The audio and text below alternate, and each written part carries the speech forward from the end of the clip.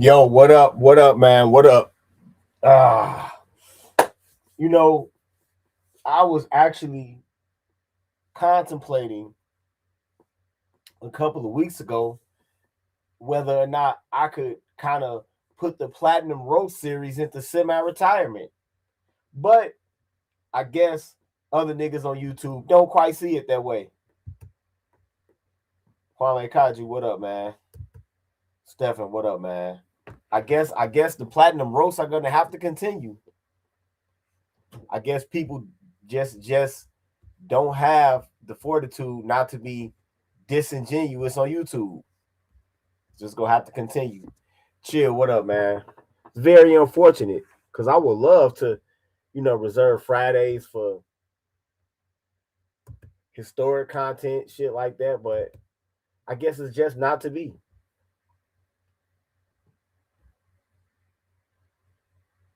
I guess it's just not to be.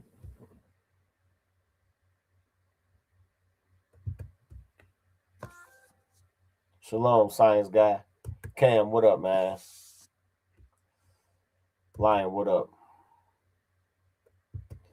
Oh, a lot of y'all, no, quite a few people emailed me about this community post that he put up. A lot of people emailed me this, so it seems like the brothers want me to serve justice today.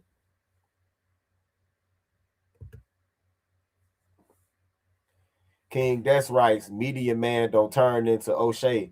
All that fence sitting there healthy. Yeah, all that fence sitting there healthy because sooner or later the fence post goes right up your ass. Yep, the show in the hell ain't healthy. You know what? And I never thought I'd have to do this to media man.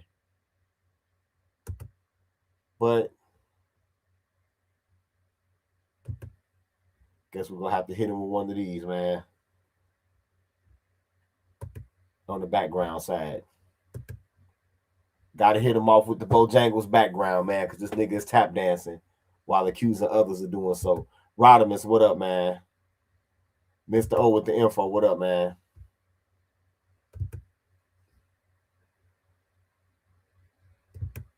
All right.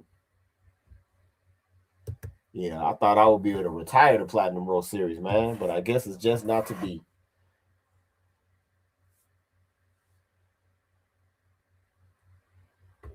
Guess it's just not to be.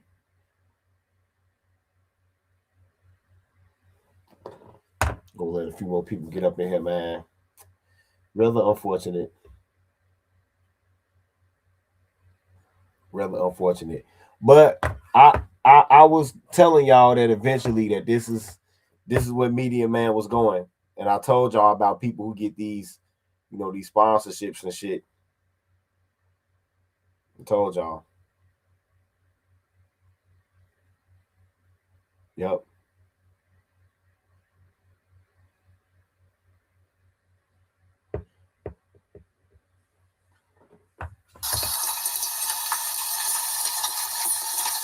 Oh, don't be mad. Don't be mad, Cheese Doodle. They gonna take it down again and again and again. They gonna take it down again. That's why the email list is so important. They gonna keep taking it down. Yeah, they gonna keep taking it down.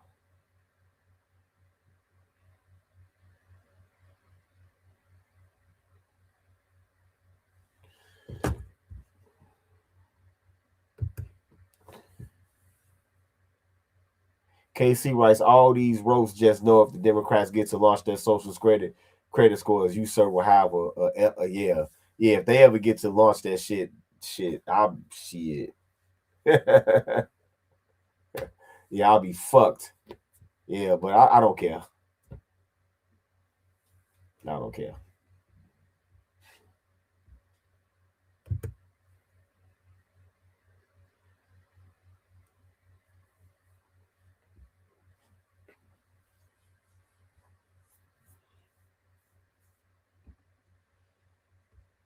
Yeah.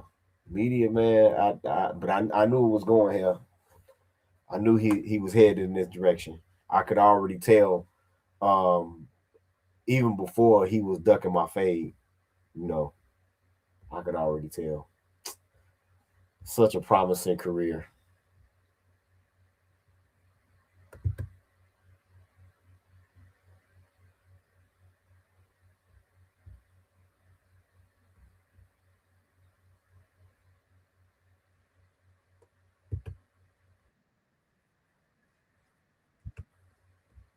One thing that Medium Man does, I frequently talk about black men for doing. And we have to stop doing that as black men. Not just as black men, as anybody that is going to offer political commentary about black demographics has to stop doing this one thing. And what that is blaming the choice and not the woman. Right? We have a real bad habit of blaming the choice but not blaming the woman. Let me give you an example, right? If the government announced tomorrow that they're gonna give everybody baby mama $20,000 and a brand new car to stab you in the ass with a knife and send like a 13-second video of the knife sticking out of your ass with the blood, and then they can come and claim their prize, right?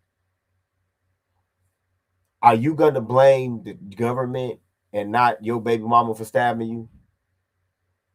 Of course you're gonna blame her, right? So that's an example of why you shouldn't blame the choice, blame the woman. I don't care how much public aid that they was giving out. Don't blame the choice, blame the woman. I don't care how tempting it might have been to have your own place and just go into the project.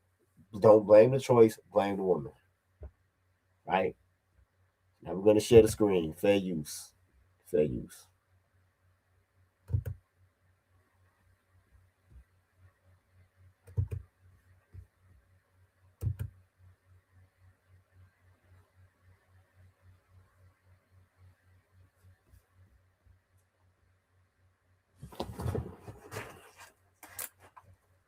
Fair use.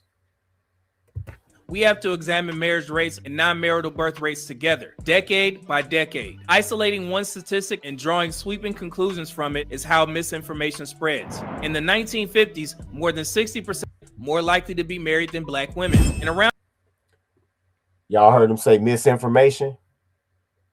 Wonder where he got that from. Tell you, man, it's a lot of agents. I've been telling y'all, man, it's agents everywhere. And they all interconnected. They all interconnected.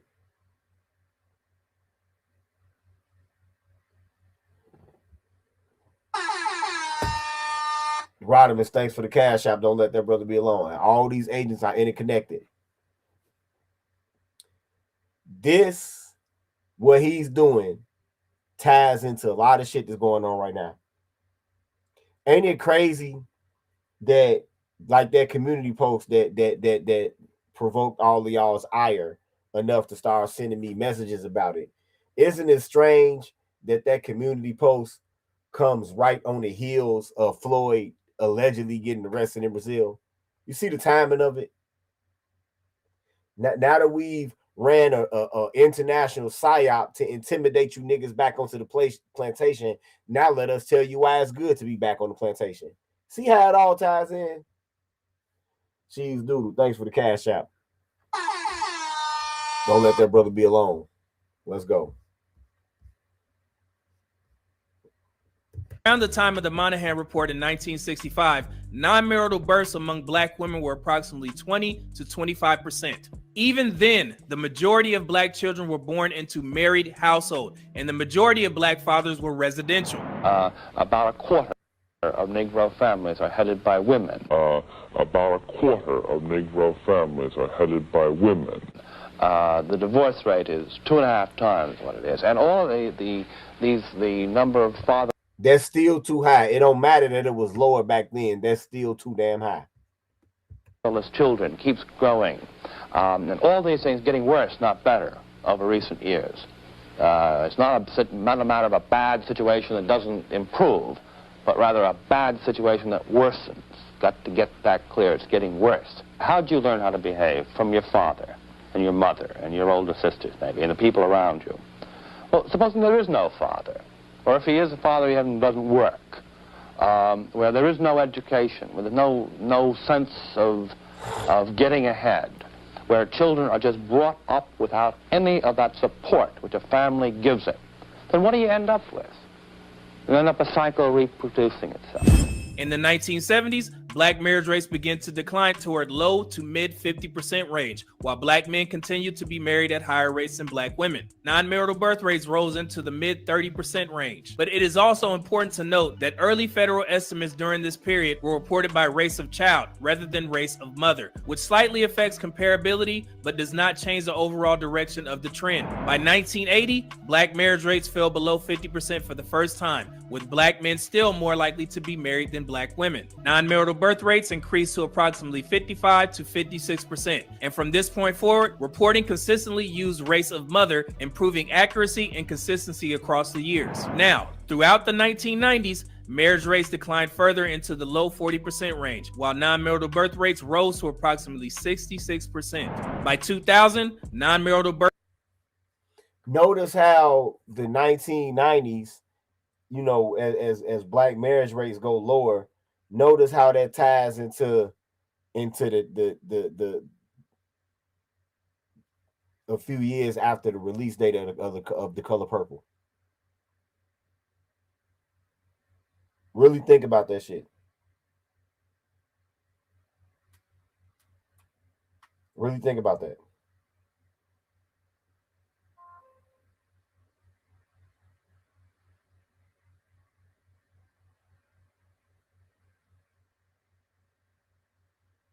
Think about that. Think about it. Among black women reached 68 to 69%, while marriage rates hovered in the upper 30% range. This pattern persisted through the 2010s and early 2020s, with the most recent estimates showing 69.3% of births to black women occurring outside of marriage. This shift did not occur gradually across the entire century. It accelerated sharply beginning in the late 1960s and 1970s, when black marriage rates moved from hovering around 50% into sustained decline. Several structural changes occurred simultaneously. Modern birth control became widely available, allowing sex to be more consistently separated from pregnancy.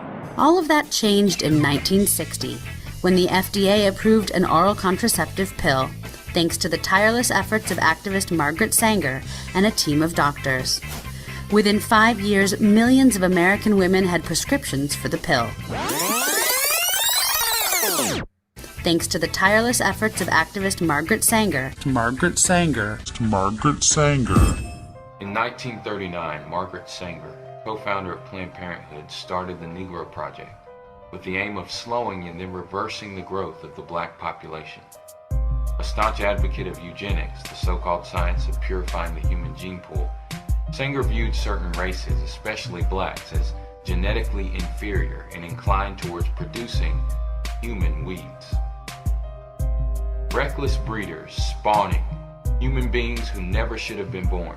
In 1973, abortion became legal nationwide, and that same year marked the beginning of the systematic national abortion surveillance and expanded fertility reporting. At the same time, the second wave feminist movement reshaped women's economic and social roles. Women's labor force participation increased, educational attainment rose, and marriage increasingly became optional rather than mandatory. Meanwhile, economic restructuring reduced stable employment opportunities for men without college degrees, particularly in urban areas, making marriage financially harder to sustain. Taken together, these legal, cultural, economic, and technological forces reshaped family formation. They changed marriage, but they did not create mass father abandonment. And any honest discussion must acknowledge the impact of mass incarceration during the 1980s and the 1990s, particularly during the crack epidemic and the expansion of punitive drug sentencing. Yes, many black men were removed from their communities, disrupting households and father-child relationships. That disruption should not be minimized, but proportion matters. During the height of mass incarceration in the 1980s and 1990s, black men were incarcerated at disproportionately high rates, but it is critical to understand the scale and limits of that reality. According to Historical Bureau of Justice Statistics data, the incarceration rate for black men rose from roughly 1,200 per 100,000 in 1980, peaking just above 3,000 per 100,000 by the late 1990s. In raw numbers, this translated to roughly 500 to 600,000 black men incarcerated at peak levels levels across prisons and jails combined. While these rates were dramatically higher than those of white men, they still meant that approximately 96 to 97% of black men were not incarcerated, even at the height of the crack epidemic and tough on crime sentencing. But it is also important for me to clarify an apparent confusion that often arises when comparing incarceration figures across time. During the 1980s and the 1990s, mass incarceration peaked in terms of incarceration rates, not raw population counts. At that time, black men were incarcerated at rates exceeding 3,000 per 100,000, but the total black population was significantly smaller, roughly 30 million nationwide. Today, incarceration rates for black men are substantially lower than their 1990s peak, yet the total black population has grown to approximately 47 to 48 million. As a result, The dope game dried up. a lower percentage of a larger population can produce a similar or even higher raw count. Additionally, modern figures such as the approximately 740,000 black Americans currently confined. This includes all forms of confinement. Now you heard what he just said. 740,000 black Americans are currently confined. And remember, that number is out of 45 million or so. So that dispels that whole myth about, oh, well, most black men are locked up. People actually don't believe me. They actually think that most black men are locked up.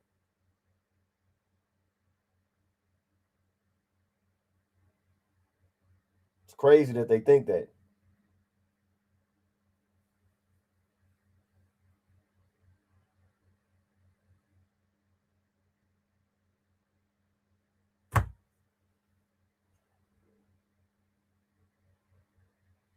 State prisons, federal prisons, local jails, juvenile facilities, immigration detention, civil commitment centers, military prisons, and territorial facilities. In contrast, many historical figures from the 1980s and 1990s refer primarily to state and federal prisons only, often excluding jails and other short-term confinement. Finally, contemporary incarceration involves greater turnover than jails, shorter stays, but more people cycling in and out, whereas the 1990s were characterized by longer prison sentences. Taken together, these factors explain why raw counts today can appear higher even though incarceration rates have declined significantly since the peak of mass incarceration. Frank Lucas was an incredible street dealing boss. Mr. Untouchable, Leroy Nicky Barnes, whose photo on the cover of the magazine caused genuine anger of U.S. President Jimmy Carter.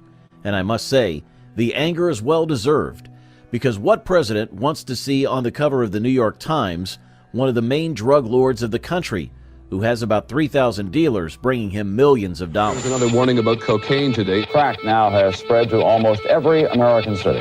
It is a problem in Houston, Philadelphia, Kansas City, Tucson, and Sacramento. In the 1980s, the media sounded the alarm that a new drug, crack cocaine, was taking over American cities and that it had an especially devastating effect on pregnant women and their newborns. A new study says that babies born to women who use cocaine during pregnancy are 3 times as likely to be born with birth defects. They tend to be what we call jittery. They're very, very high risk for cerebral palsy, mental retardation. These children, who are the most expensive babies ever born in America, are going to overwhelm every social service delivery system that they come in contact with throughout the rest of their lives. Drugs take away the dream from every child's heart and replace it with a nightmare.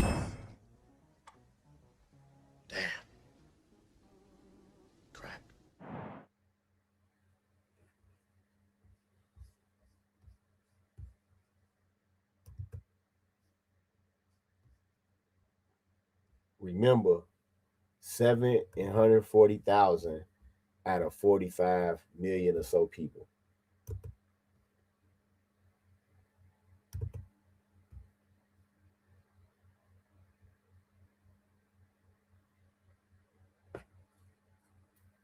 Now, he talked about Planned Parenthood. I don't know if he went into enough detail about the roots of Planned Parenthood.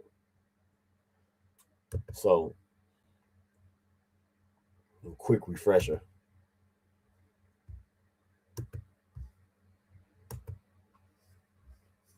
Fair use. Fair use. Planned Parenthood hails founder Margaret Sanger as a champion of civil rights, But one thing they don't talk about is the racism behind her fight to legalize abortion. A group of African American leaders want to focus attention on her ideology and how it affected black birth rates. Abigail Robertson has more on this story. Margaret Sanger strived for a society that limited births to only those she deemed fit to have children. Well, I think the greatest sin in the world is bringing children into the world that have disease from their parents, that have no chance in the world to be a human being, practically. Delinquents, prisoners, all sorts of things just marked when they're born. That, to me, is the greatest sin. Many pro-choice advocates see her as a hero, but critics call her a racist eugenics promoter who targeted black communities with her Planned Parenthood clinics. Margaret Sanger, the founder of Planned Parenthood, once said, colored people are like... Oh, they love to leave that out. Two things that feminists love to leave out is that Margaret Sanger was a feminist and a racist, and they love to leave out that most of the original feminists from the beginning of the 20th century were female KKK members. They love to leave those two facts out, those two fun facts out. Weeds, they need to be exterminated. People don't understand that 79% of Planned Parenthood clinics are located in minority communities, and that minority communities shoulder a disproportionate amount of abortion. Dr. King says while African Americans make up only 13% of the U.S. population, over 30% of aborted babies are from black mothers. Under the veil of secrecy and deception, 60+ million babies have not been born because they were aborted legally since '73. 1/3 of that population belong to the African American community. Planned Parenthood recently celebrated its 100th anniversary, prompting pro-life leaders to unite under the banner 100 No More to educate the public on the harmful impact Planned Parenthood has had on the African American community. 100 No More hope rallies like this one in Washington spread across the country to enlighten people about Sanger and her tragic legacy. I have a real serious concern about the number of abortions that's taking place in the minority community, particularly the black community. And that I see this as a form of genocide. That is something we need to take a serious look at. Planned Parenthood receives around $500 million each year from taxpayers. 96% of the time, if a pregnant woman walks into their clinic, that she will have an abortion. Pro-life advocates want Congress to move that money to women's clinics that do not perform abortions. They outnumber already around the country Planned Parenthood clinics 20-1. They truly help poor women. They truly care for the least of these, but they don't do abortions. Reporting from Washington, Abigail Robertson, CBN News.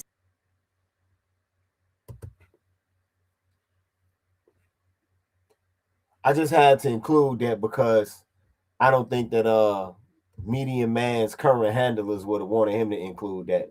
It kind of seems.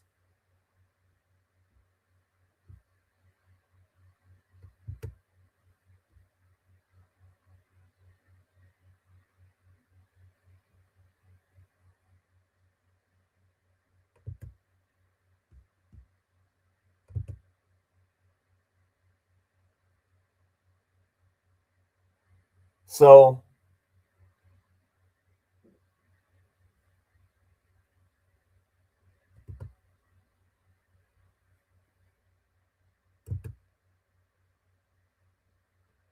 now let's discuss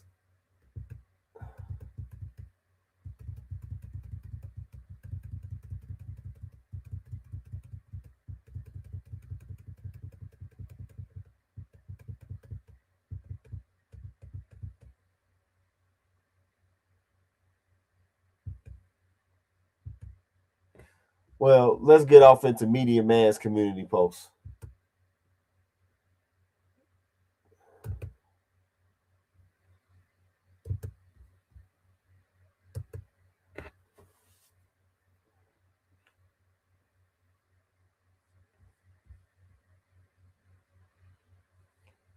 I think I know where this one is going, but let's read along.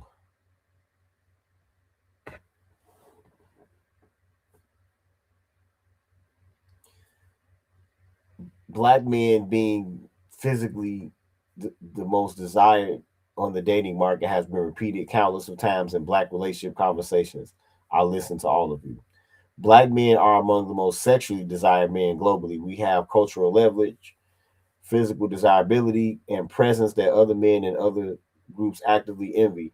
For a Black man with options to claim he voluntarily moved himself from the dating market out of principle is not believable as code.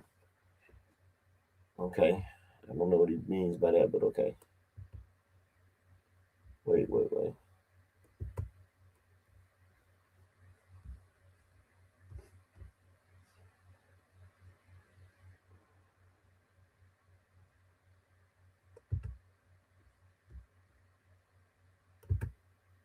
And then there's this one.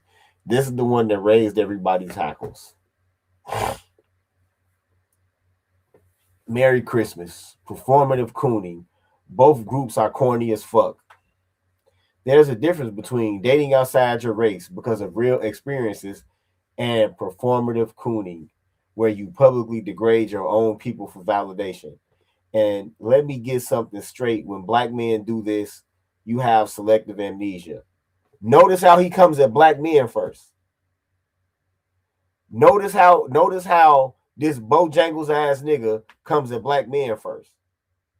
Let me continue. And let me get something straight with Black men who do this.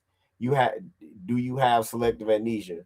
White men were enslaving Black people, enforcing Jim Crow, writing laws to cripple communities, and terrorizing Black men for generations. They were not acting alone. White women were not innocent bystanders. They stood right next to white men. They benefited. They condoned it. They never left white men's side. Wake the fuck up. And I'm not trying to cape for white women. I'm not trying to cape for white women right here. But Medium Man is full of shit with that. Medium Man is full of shit. You will hear university level historians. You will hear university level historians say, well, the Black man wasn't the only slave on the plantation. Put a 7 in the chat if you ever heard somebody say that when speaking about antebellum slavery.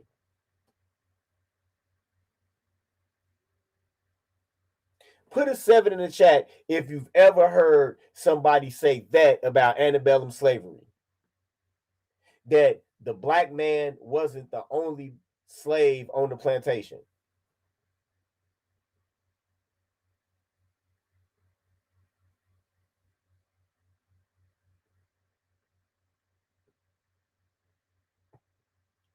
Thank you, King. That's what I'm saying. So he's saying, so is he saying that Keisha was on our side the whole time, right? You never heard that before, Lion? Yeah. When historians say that, this is what they're talking about. They're talking about the fact that a white man could bring a white woman to live with him on the plantation. Oh, you heard it from alt-writers? Yeah, and that's crazy because they was telling the truth. They was telling the truth.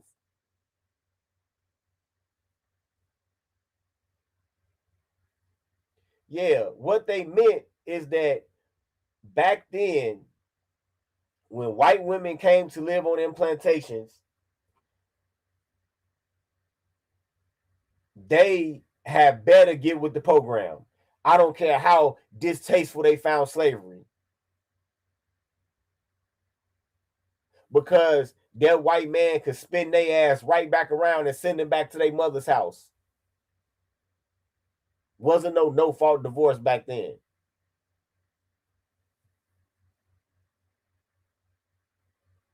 He could write her out a writ of divorce and send her away with a few coins on a stagecoach and say, bitch, take your ass up out of here.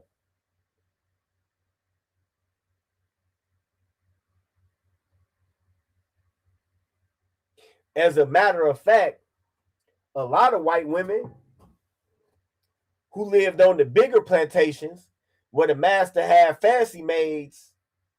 Now, if we know one thing about women is that they operate primarily out of avarice. If you think that bitch is jealous of you, she's not jealous of you. It's avarice. And then, or maybe envious. Oh, yeah, many of them did find. No, I'm not trying to say that white women are angels or no shit like that. All I'm trying to say is that back then, they were in the position of damn near servitude themselves. So Medium Man making this point about, and then there was some, there were some white women who were slaveholders themselves, and some black women. Right? But he's making it sound like white women were out there with the slave catchers. They weren't. But I digress. As I was saying, women primarily, when it comes to men, operate out of avarice. Right? You think they jealous of you of another bitch? They not. That's a whole different emotion. It's called avarice.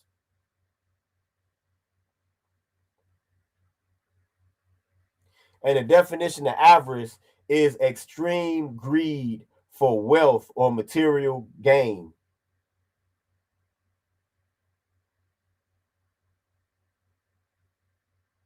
Right? That's what they operate out of.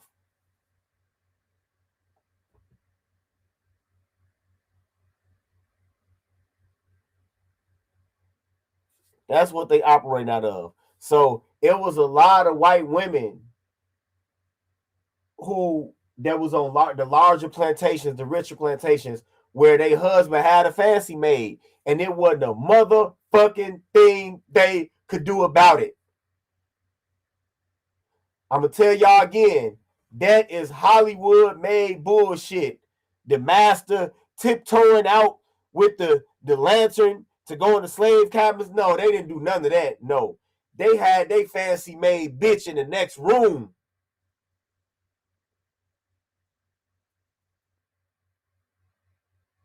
They had they fancy made bitch in the next room.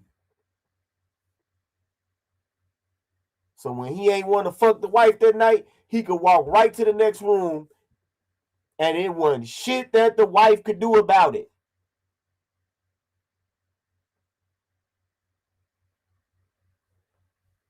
It wasn't shit that the wife could do about it. Nothing.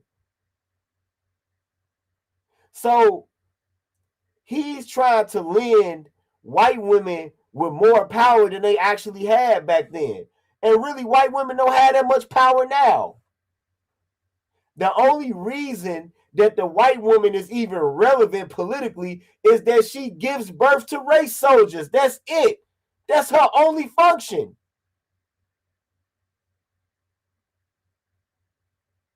That's her only function.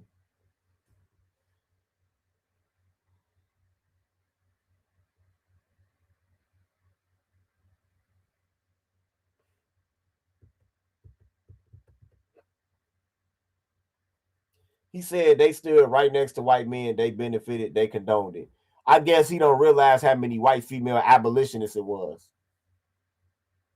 I guess he don't understand how many white women's names are on that lynching memorial too for getting caught having sex with black men, or not even just having sex with them, just being in relationships with them. Matter of fact, there are actually white women who are from the North that had came down there to marry a black man and wanted to bring him up north with them, and ended up getting kidnapped and lynched before they could make it.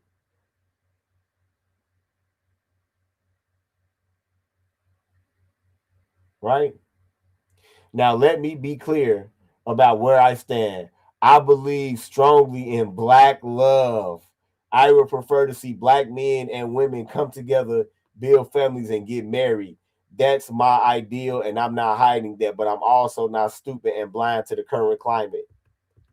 I see the propaganda that's been pushed about black men for the past 5 or 6 decades, and I see how it's shaped how many black women view black men today.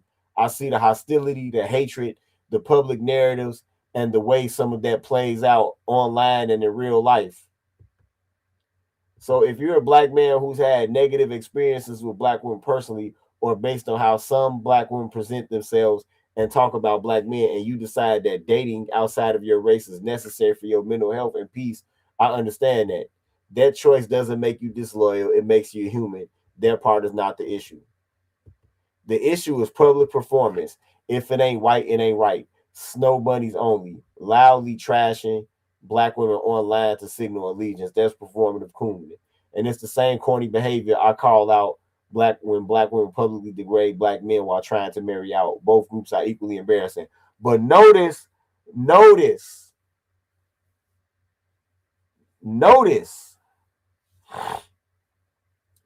how he puts the onus and goes into, I guess, what he sees as greater detail about what the misdeeds of so-called black men are. I guess I'm gonna have to ask the same question that I asked last week. Can anybody point me to a black male equivalent of eating dog food off of the fucking floor? Can anybody point me to a black male equivalent of, remember that website New World Slave? For all of my day one subscribers, do y'all remember that website New World Slave, where it was a slave play website?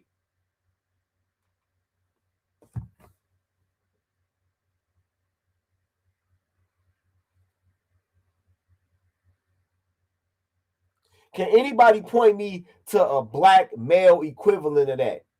And I don't want to hear Queen of Spades. No, Queen of Spades is something that white women thought up.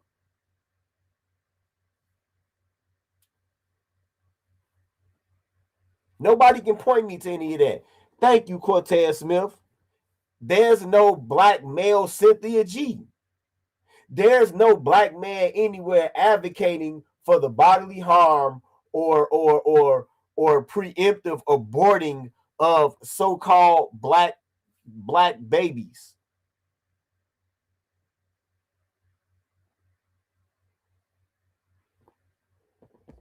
Thank you, Cortez Smith. There's no book called Sons of the Trade. It's only a Daughters of the Trade. There's no black male version of Ghetto Gaggers. So it's odd that in this bullshit ass post, like I said, he puts the spotlight on what he sees as misdeeds by so-called black men.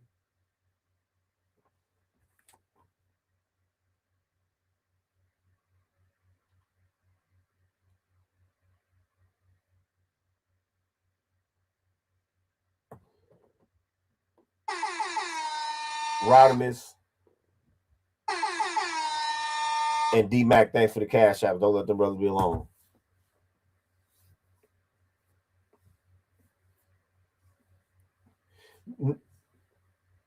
There's so many things. Thank you. Thank you. Thank you. Thank you, D-Mac. There's no black male Crystalline Kerosene, even though people try to claim that Mad Bus Driver is. No, he's not. No. Mad Bus Driver is not the same. Mad Bus Driver didn't write a manual trying to tell black men how to modify their behavior to be with a non-black partner. He just informed you that, hey, this might be the best choice for you. That's all their brothers ever did in his YouTube career. That's all he's ever did, and pointed out the hypocrisy that's present in the black male, the black dating environment. Yep, right about that, science guy. The only group making porn out of slave play is Keisha, because she desires that sick dynamic. Yep. You even got Chinese women. You got Chinese women that worship white men, but they don't have a slave play site dedicated to it.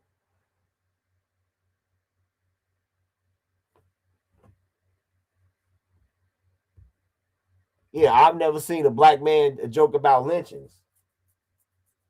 Like that, what is that? Divest the Sell It. She has a black man hanging from a tree lynched as her That's her avatar picture. Where's the black male equivalent of that? Nowhere. Can y'all imagine? You know that picture of, damn, what was that dude name? It was a gynecologist. I'm about to find his name.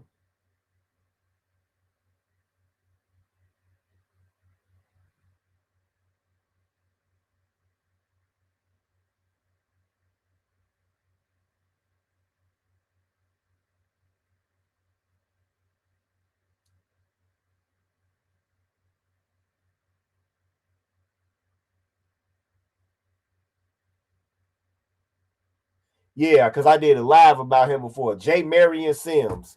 Y'all know that painting with J. Marion Sims with one of them metal implements finna stick it up in the black woman, and she kneeling down on the table while he got this long ass piece of metal in his hands. Can you imagine how people would pitch a bitch if a black man was to dare condense that down and use it as his avatar picture? Can you? Man, people would lose their shit. Whoever that is would get flagged down within 24 hours. Their channel would be fucking gone. Or at least the thumbnail would be gone. And they would tell them you got to change your thumbnail or not have one.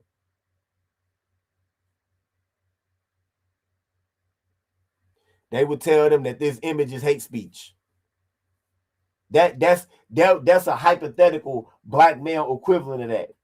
But a lot of this shit that you see, there's no black male equivalent to.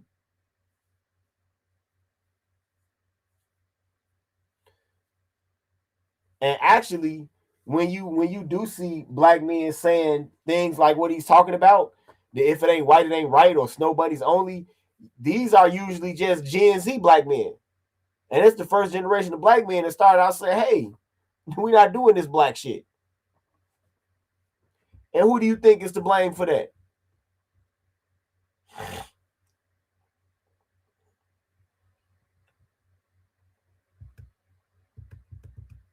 According to the United States Census Bureau, from roughly 2015 to 2021, about 85% of married black men were married to black women. Today, that number is closer to 79%. That means 21%, roughly, in 1 in 5 married black men are married to non-black women. And the number is going to increase. Media man, the number is going to increase. Trust me. Trust me. And here's what matters. About 10% of that 21% are black men, white women marriages. Now look at it in the reverse. In 2015, about 0.5% of married white men were married to black women. And being generous, that's nearly been a decade. Now we can round that up to about 1%, which constitutes the lowest interracial parent group in the United States. So what are you trying to say here, media man? You trying to defend? What are you trying to say? We all know that so-called black women are incompatible to marriage because of their teachings.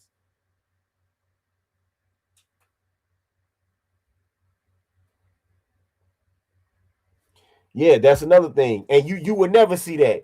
You would never see that, King Des. King Des writes, you don't see black men and interracial couples with YouTube channels where they talk shit about black women all day. You would never see that. You would never see that. Because that shit will be flagged down that day. Grand opening, grand closing. That shit will be flagged down that day. I'm telling y'all, if I had access to millions, I would put together a team of actors.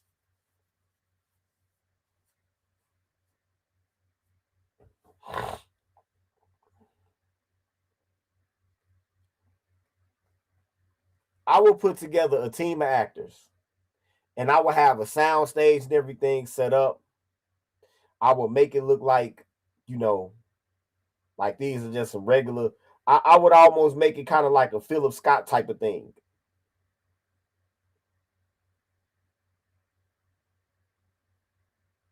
I would almost make it some shit like that. I will make it some shit like that. and I would have like 4 black men, and I would have 1 white woman, 1 Hispanic woman, 1 Middle Eastern woman, and 1 Asian woman. And I would like put these 8 people together like they in couples, and I would just have them produce videos talking shit about black women, right? I mean, a bunch of this shit, like dozens of them. And then go and get a YouTube channel. And as I'm doing this, I will be filming the behind the scenes documentary of them laughing about the things that they say. Like, oh, I can't believe we're going to say this. Oh my God. And then going and doing it convincingly, and then posting all that shit to YouTube as a social experiment just to see how fast it gets flagged down. Meanwhile, I will have another 8 people that's composed of black women and tellers with white men going and clowning black men just to see how much longer that those channels will last than the ones with the couples that's ran by black men. I would expose the whole fucking internet with that. I would expose the flagging and community guidelines and every fucking hypocritical cesspool ass fucking platform on this goddamn internet if I could do that.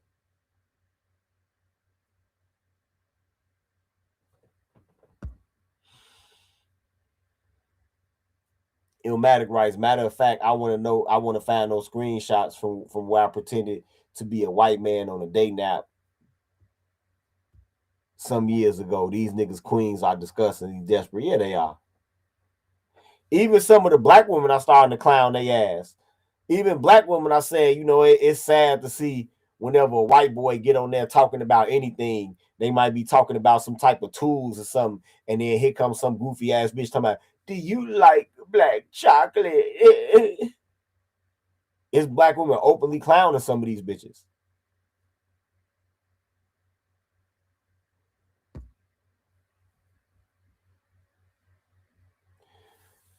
D Mac writes, I think people will openly threaten their life if you put that type of production together. What would they threaten their life for? It's a hoax.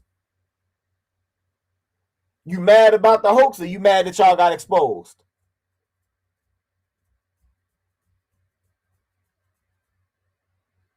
You know how viral that shit will go? Yep. I remember Jacob Mason. Yep. Yep. The one who was combing the black girl's hair. Yep.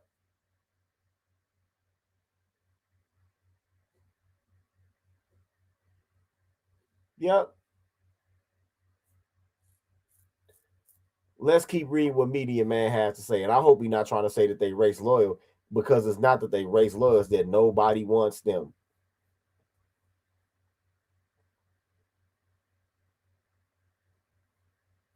So let me say this plainly.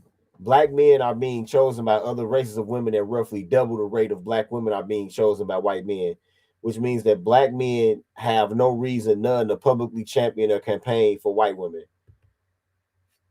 The numbers show that their choice is already happening. The performance adds nothing. All it does is make you look insecure and tap dancing for acceptance. So wait a minute, Media Man. What is it? So you saying because white men choose black women less, that you excusing they ass kissing?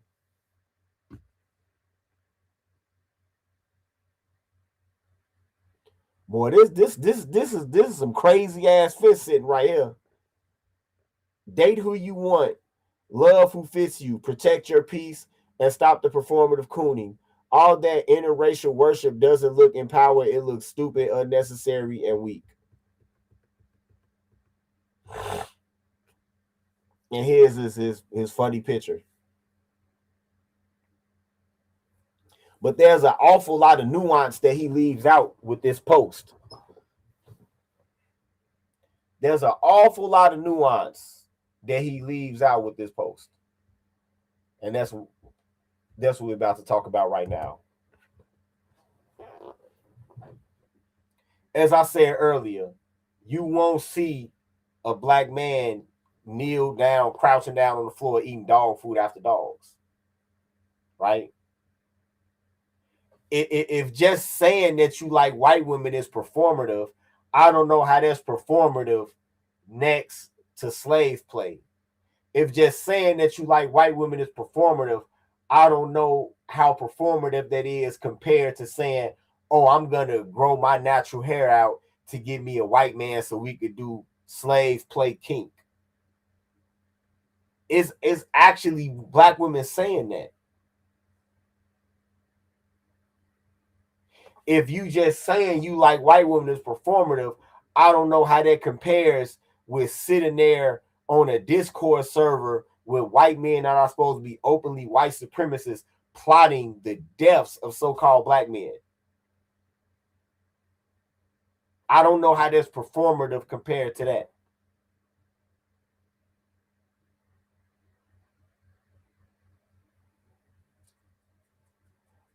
I think that he kind of doesn't understand what the word performative means.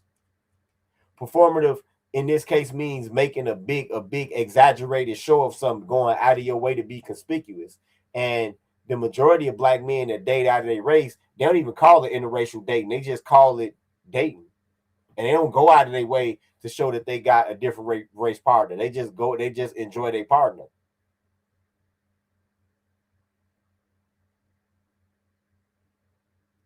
Many times, for you to even see interracial couples led by black men, you got to follow them and involuntarily record them. Y'all understand that? You got to follow them and record them involuntarily because they just regular people minding their own business. As much as they might be enjoying this situation, they don't feel the need to try to broadcast to the world like a certain group of people does. Now, but when a black woman is with a non-black man, the first thing they do is turn their relationship into content.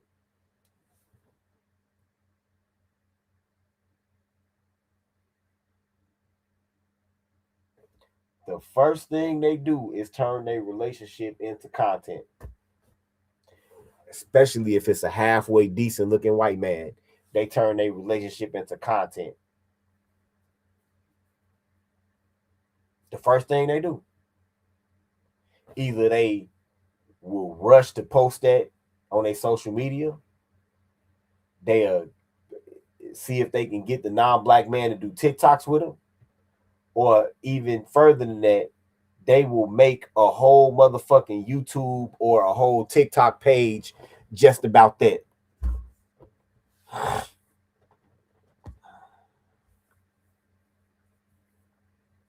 Illmatic writes, every black dude on YouTube that has a non-black girlfriend or wife doesn't have the Carlton Banks voice, like how Keisha's like to change the voice to White Valley girls. Yeah, that's another thing.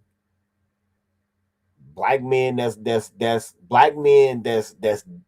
dating outside of their race remain who they are. They don't automatically like start talking like this, you know. No, we don't do that shit.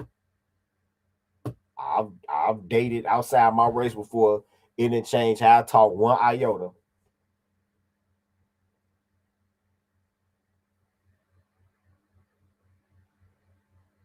Yep. Right about that, Illmatic. Even if it's just a co-worker, these Keishas will still post a white dude. Yep. Even that one girl that was like, one of my co-workers told me he haven't been on a date in 12 years, so I took him on a date. And it was some big 400-pound ass white man. And they was just basically going on a friend date, but she had to let social media know all about it. That's what I'm saying. Whatever type of way they get with a non-black man, they are going to make sure that social media knows about it. They're going to make content out of it. So I guess he's comparing like when brothers say Snow Bunnies forever, and they might have a post with a white woman in a bathing suit on the beach. So I guess just some innocuous post with a nice looking white woman on there. So that's comparative to making your whole personal life content, to turning your whole personal life into a fucking Truman Show because you got a non-black partner. Is that what you telling us, media man? Is that what you telling us? Because some ain't adding up, G. Some ain't adding up. See, this nigga is an agent. I'm gonna keep it a bean with y'all. This nigga is an agent, and the shit that we've been seeing is building up to the 2026 midterms. This shit with Floyd getting arrested is real weird. And let me take a detour for a minute to Floyd, and so I can tie all of this shit together. After that live I did Friday talking about Floyd, me and Dennis Jean-Pierre started to do a bit of a deeper dive into it. And we noticed a lot of inconsistencies. One of the things that we noticed was strange, and for those of y'all that's been to Brazil too, y'all be able to vouch for this. Brazilian police are usually more armed and armored, right? Let me see if I still got that clip.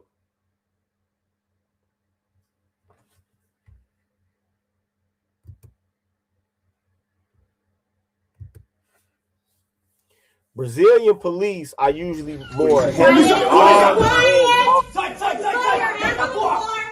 Yeah, that's it. That's it. Keep your hand on the board.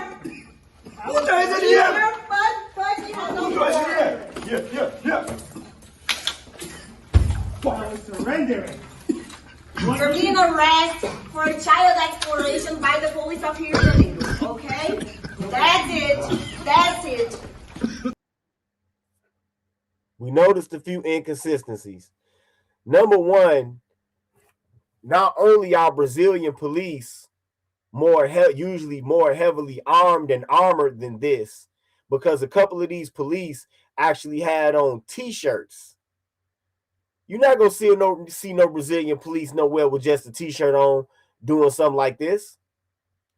Number two, Brazilian police are extremely professional. They are extremely fucking professional. And these police were very unprofessional. They were flagging each other. They were standing in each other's fields of fire with weapons drawn. Brazilian police are much, much more efficient and much, much more professional than this. Right? Another thing that we noticed, y'all know what's missing out of this whole situation? What's missing out of this whole situation is that we haven't got a news release from ICE.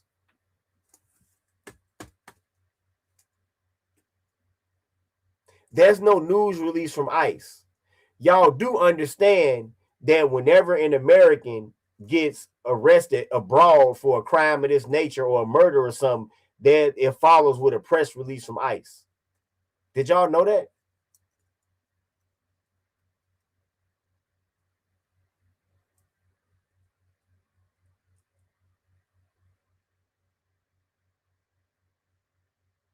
Did y'all know that? Like that dude that from Kentucky that got caught in Cambodia in 2020. Yep, thank you. Thank you. Thank you. Thank you. Them the thickest vests I ever seen. This the road said Brazilian police be dressed like they going to Fallujah. Yes. Yes.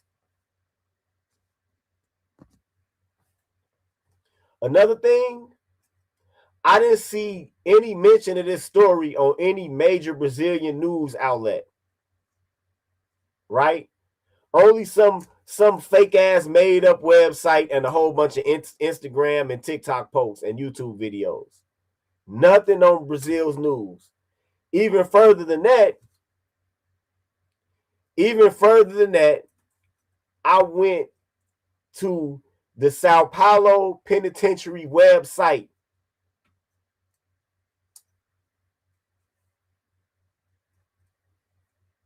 Right? No mention of him there. Not even on the news page of Sao Paulo's penitentiary system. They talked about all type of other criminals they had arrested. They talked about criminals that tried to escape out of there. They talk about people that tried to smuggle things into criminals. They talked about having application dates and entrance exams for people that want to become officers. They talked about everything else on their website, but no mention of Floyd. None. Did an inmate search, couldn't find Floyd. Right? Straight up hoax. I can't even call it a psyop. It's a fucking hoax. It's a full-on fucking hoax. And it's meant to intimidate black men out of traveling. Now, isn't it such a fucking coincidence that right at the moment when the Floyd story comes out to scare niggas out of traveling, here comes Media Man telling you why you should be happy to be on the plantation. Now that they don't scare you from leaving.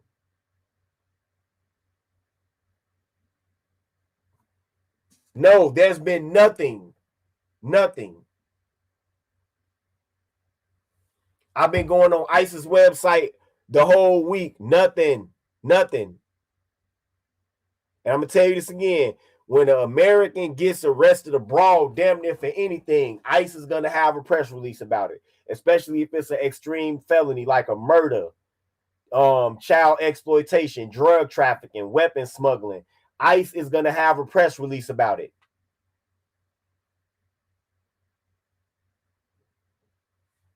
Yep, with no evidence, with no court case.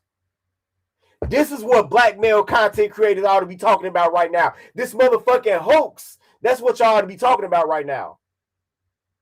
Science Guy writes, they using this to try to tie the entire passport bro movement to a global sex ring. This shit is wild. Yeah.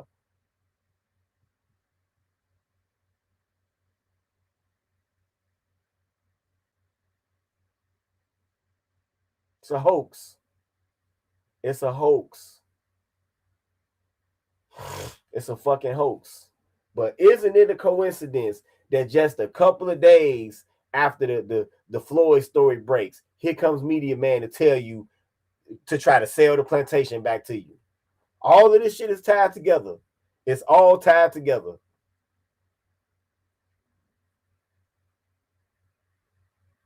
Those police officers in that pretend raid, thank you. People who travel internationally understand this.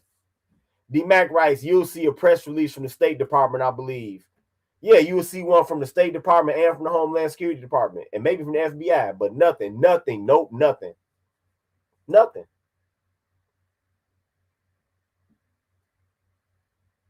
Nothing. According to that bullshit ass article, they said that they was looking for evidence that any crime ever even happened. Because they said, we're looking for identified victims. Like, wait a minute, if you arrested that man for that, how are you looking for identified victims? That's wild, bro. Straight up hoax. Yet, is no mention of it on any major Brazilian news outlet. All it is people on YouTube. The only news outlets that's carrying this story are tabloid outlets like the Toronto Sun and the Daily Mail. Those are tabloids to me. Those are tabloids.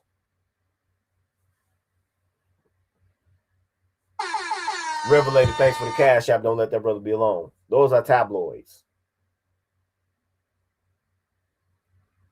Yeah, those are tabloids. Wait a minute, because Dennis had more video of the arrest that he sent me.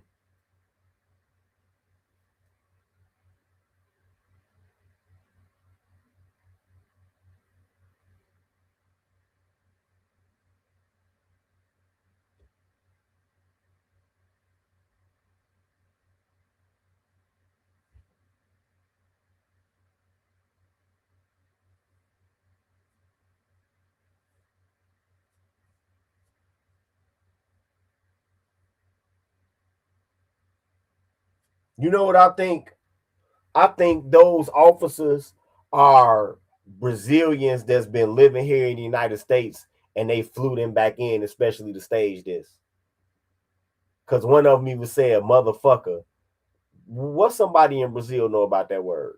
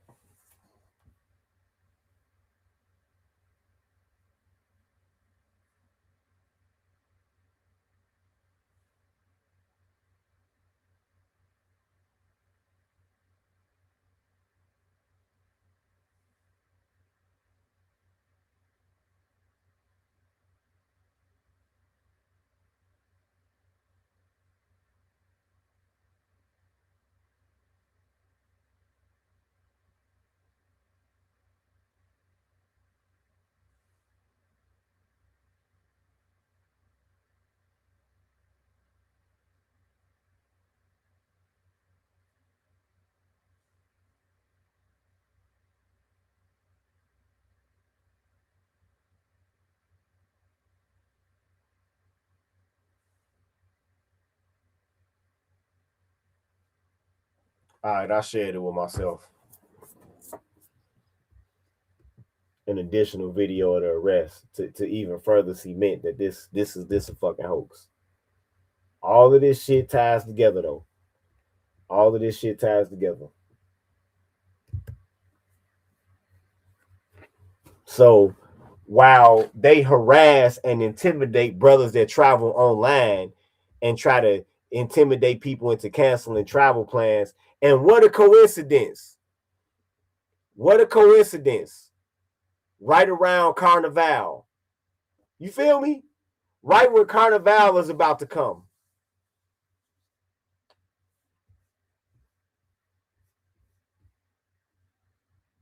Or right when people be buying tickets, making plans for Carnival, because Carnival is like next year, but all right, let's go ahead and share the screen so I can get this as it comes in.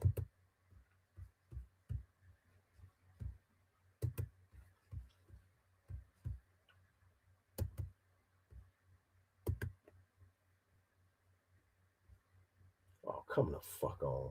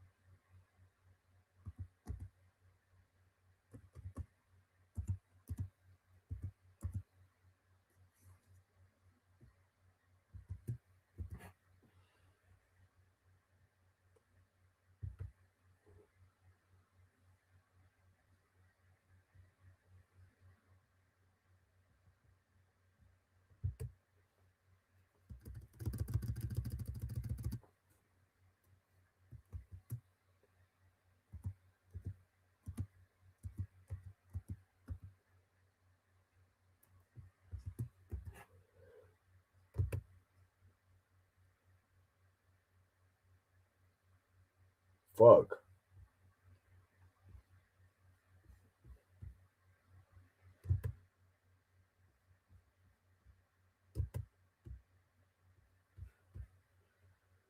You know what? Hold on.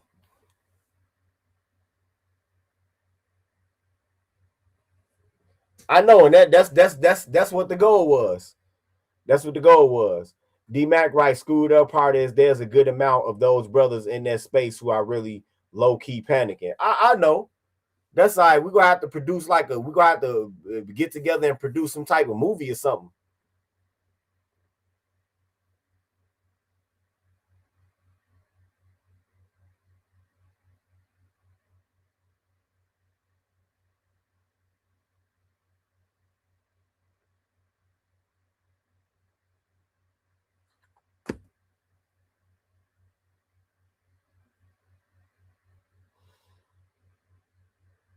It ain't nothing but a 50-second video, so let me just go ahead and download this shit on screen recording and send it to myself.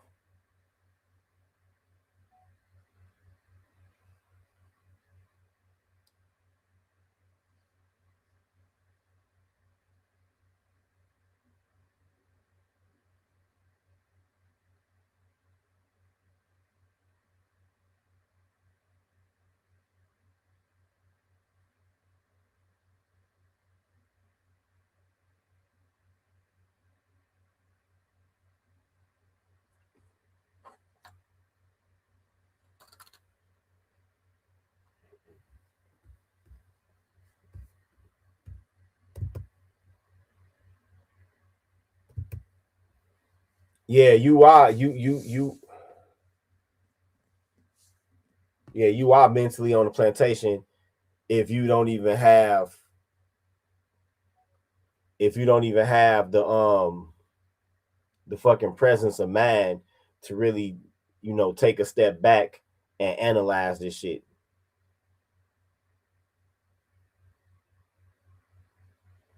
Sorry, I don't have the sound with this.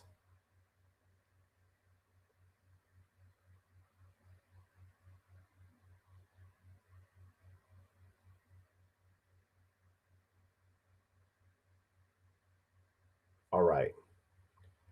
There's some other strange things with this video that you're gonna notice. I'm gonna point out too. Some real strange shit. Okay.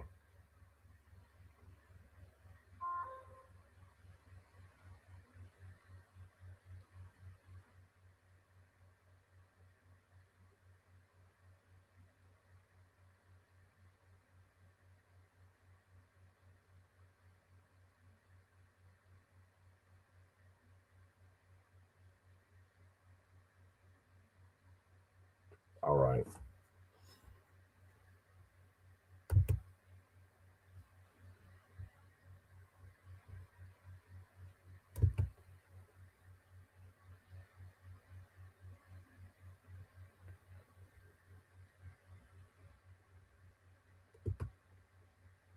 Just shared it with myself, so let me. Oh, there, good. It's up there already. Okay.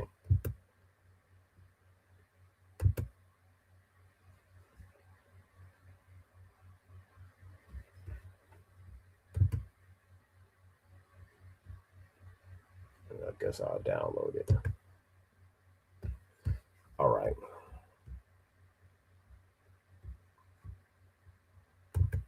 We ain't even got to Media Man and talking about he a stepdad. We ain't even got to the stepdaddyism part.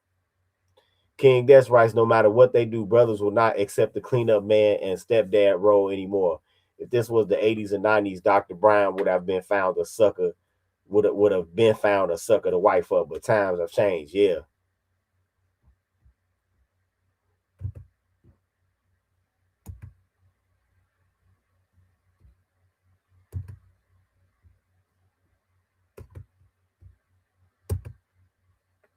All right, this is a short 50-second video. It contains some elements of the video from the hallway in the beginning, but then there's additional elements that we can use here to point out the bullshit. Just let it hurry the fuck up and upload. All right. Yeah, he a stepdad. Yeah, I just found that out today. He a stepdad. That's why he defends stepdaddyism. Yep, that's why he defends stepdaddyism. Because knowing is half the battle.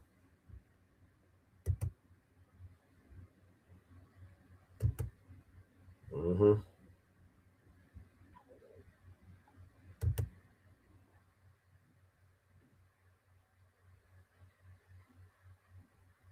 All right.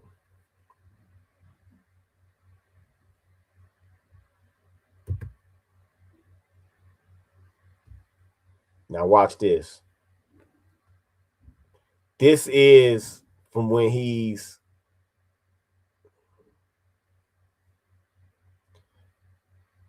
Notice that they flagging each other. If any one of them had to shoot them guns, they'd have shot each other. Notice that they didn't go through the whole apartment. Y'all know what clear is in Portuguese? Claro. Claro. I didn't hear anybody yell claro in that other video. Nobody yelled claro. So you telling me that professionally trained police come into an apartment complex to execute a warrant, they flag each other, they crowd too close together by the door, and then they spray pepper spray as soon as they open the door, even though they themselves don't have gas masks on. Yeah, nobody yelled out claro. They didn't clear, and they they executed a warrant in an apartment, but didn't even clear the rooms to see if anybody else is in there. That's some strange shit. Now watch this. Watch this. Watch this.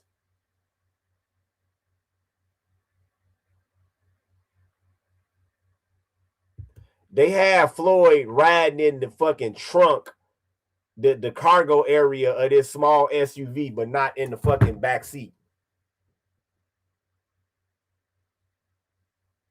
Don't nobody find any of this shit strange?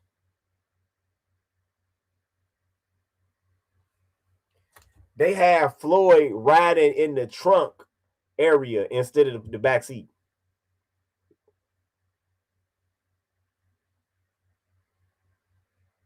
Why would you put him back there?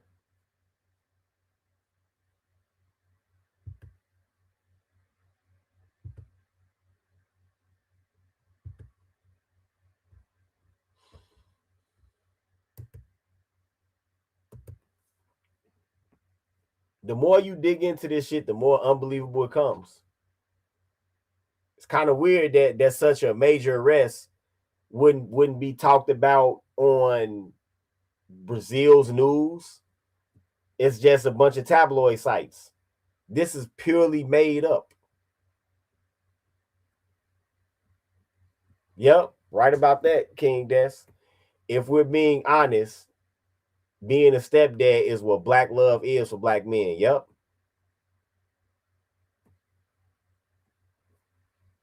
Yeah, he was smirking.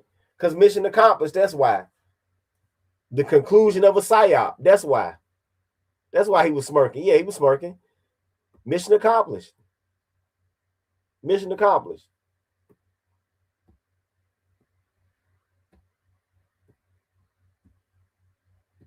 Mission accomplished. But notice that the police that was getting him out of the trunk of the car for some reason didn't have on a vest. You would never see a Brazilian police officer without a vest. Not in uniform anyway. You would never see that. But this all ties together. Yes, it was fake. It was fake. It was fake.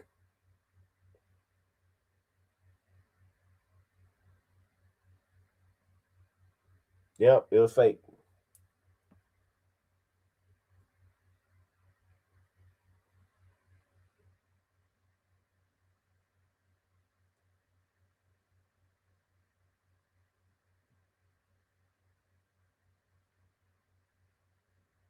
Yep, it was fake.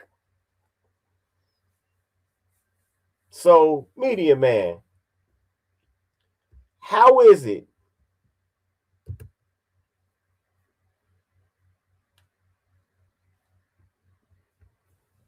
yeah, it's kind of crazy that Ringo will be talking about this when Ringo said that as soon as a girl bleeds, that you should be with her.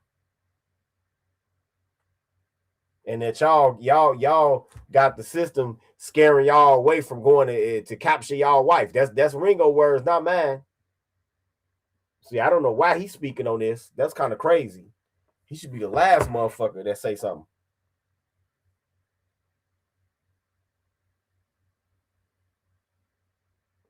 He should be the last motherfucker with something to say about this.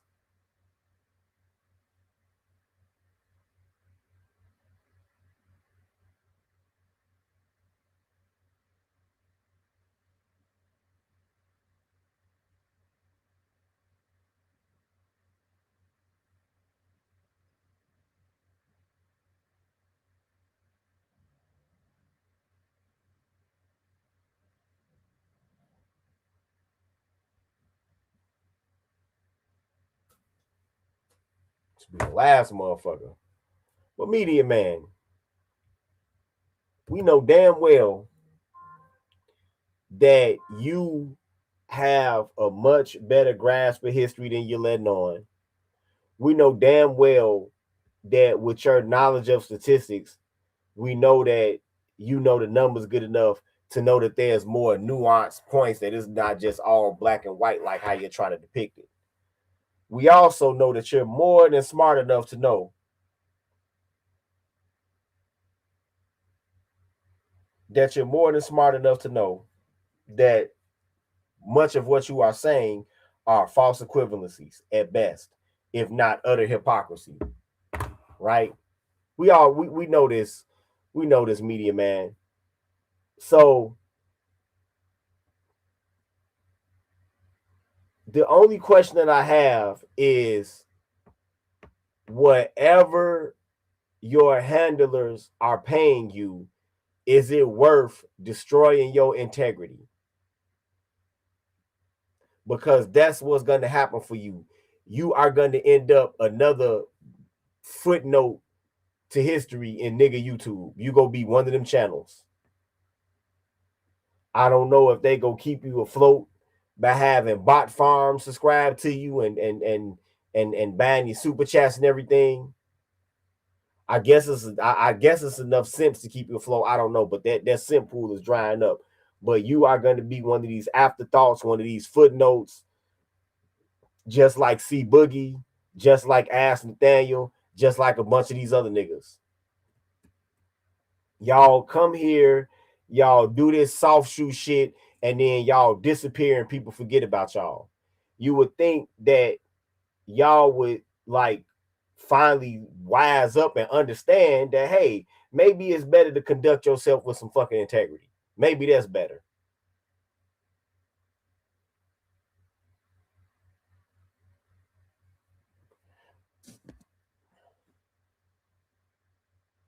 Yeah, I've always hated that too, Cortez Smith. I've always hated the date out but don't diss sister talking point.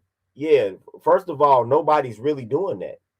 Second of all, even if black men were to start doing it, what about the fucking 4 centuries of denigration and verbal abuse that we've set at the hands of so-called black women? What about that? Yeah, nobody talks about that though. Why, man? I'm finna get up out of here, man. It's been a Black Pill PSA. Peace.